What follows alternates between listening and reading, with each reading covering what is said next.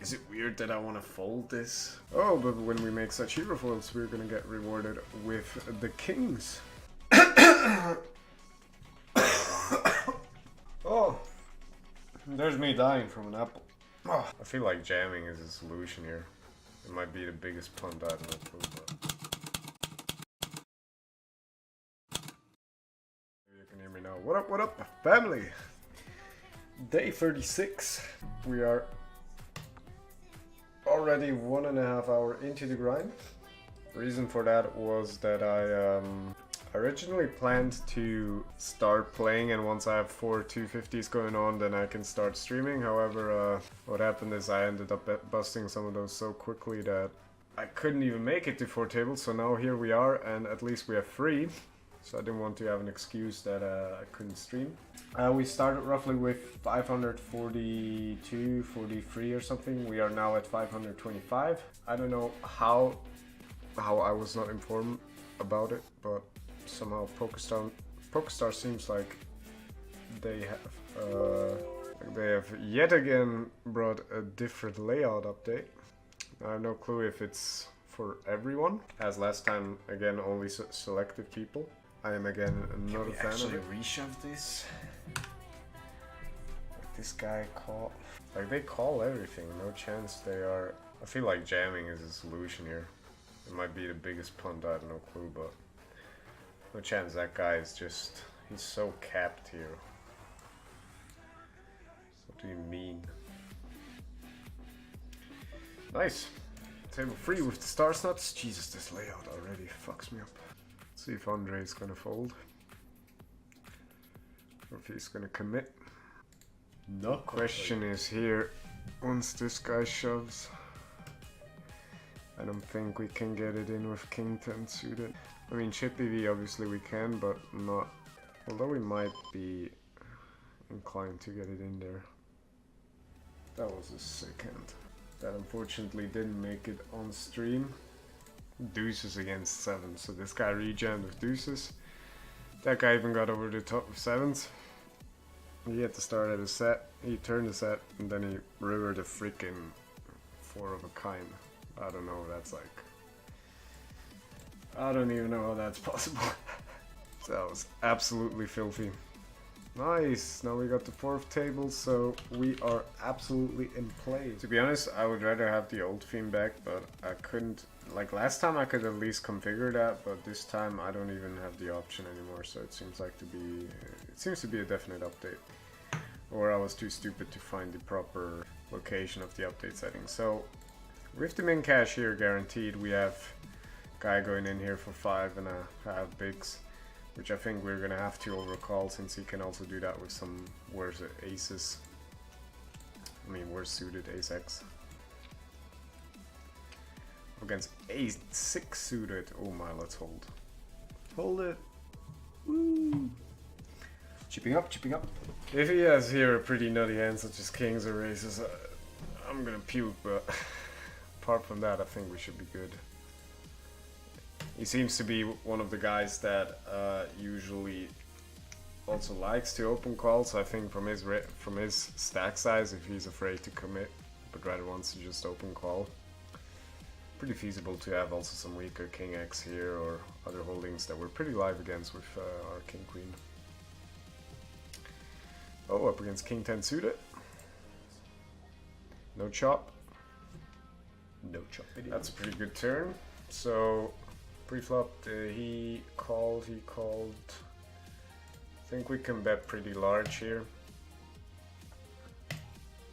Your value from flush draws, any 8, any 6. Might decide to call here, although not probably from him, but probably from this play. Could have probably gone down a bit with the sizing, because they haven't really shown. Like, I was thinking if anyone has a 9x, but I think a 9x would have bet on the turn already, so probably would have been like not like probably like 60%, just to get still the flush draws in, to get value from those. With 7 bigs, or what do we have? And this guy shoves it. Probably, like I don't think queen 10 suited here is a rejam, but I think it's probably Is there any suited 10? King 10 suited? Like, yeah, ace 10 suited, king 10 suited. Oh, but when we make such hero foils, we're gonna get rewarded with the kings to get those in. Hopefully someone calls. Fortunately, not. And I most likely have easy regems all around. King 10 though, but here with ace jack. Oh, here I'm actually thinking about going for a squeeze. So let's do that one. No, I didn't catch them all. What did we lose to? Guy woke up with queens, oh my lord. And the squeeze got through, so that is at least delightful. Also on table 1, we can shove ace 5 off. Pretty freaking standard. And we got a call. Small blind had enough. From 10s. Oh, he flopped a set. Unlucky, unlucky. Means we're ending up with astonishing cash of 389. That means the potential final table is I was thinking about calling here with the 8-9 off because of his min raise. Looks pretty ridiculous, and he also has, like, first of all, post flop he seems to be totally out of order for that to be profitable. Also he seems to be a bit tighter, so even if we hit the top pair, I think most of the times we are just pretty much, we're not that alive. Because I remember looking at an ICM situation of a final table where sometimes you would have to call everything, like even against an early position raiser. Then you just, yeah, post flop, whatever, but alone the fact that you could call 100% on an FT, for example. It didn't have any ICM implications, but it was pretty chip EV. So I'm wondering here if that rule might apply as well. I'm not sure. Let's get an apple, that's for sure.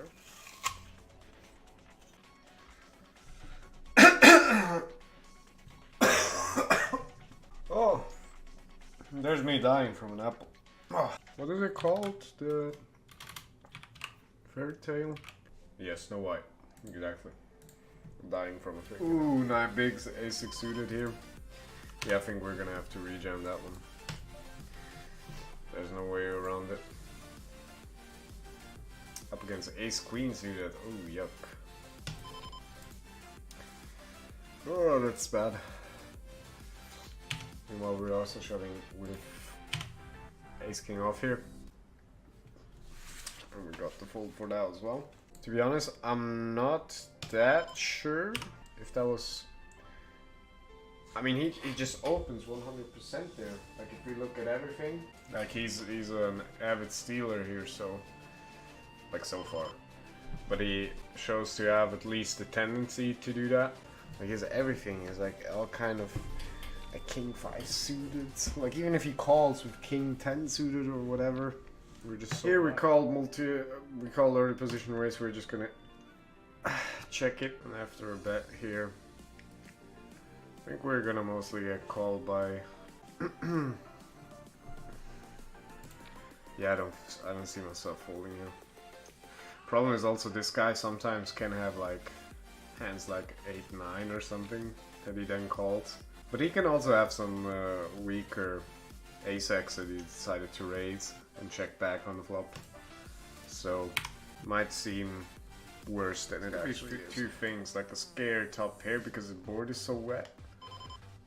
Or it could be to set himself a good price. But for that price I'm regardless gonna call. By the way, on table 2 we're up against ace king and ace queen. He got this king on the river. So we're still with this hand, and now we simply have a king.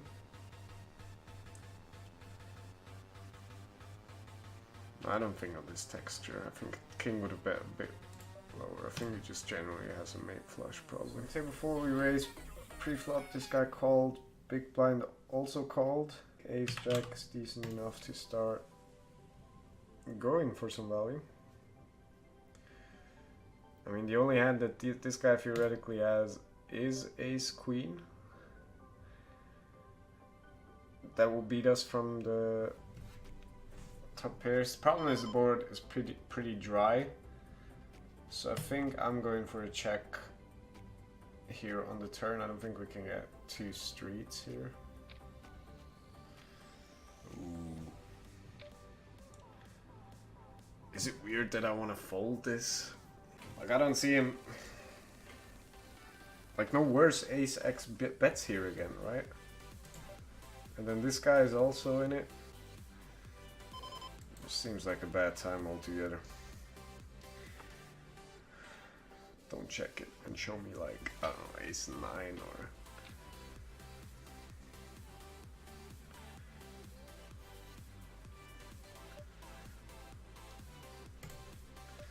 Like no chance that was some top pairish ace. I would have continued to barrel on board was a bit more wet. So then he would mostly have to raise his value hands. Not necessarily cap, but on that board when both of them call. And even like the big blind called his second bet, so either big blind is pretty sticky with a 10x, or he could potentially also have some sets or 2 pairs that he's turning there. Although I don't believe he's folding 2 pairs.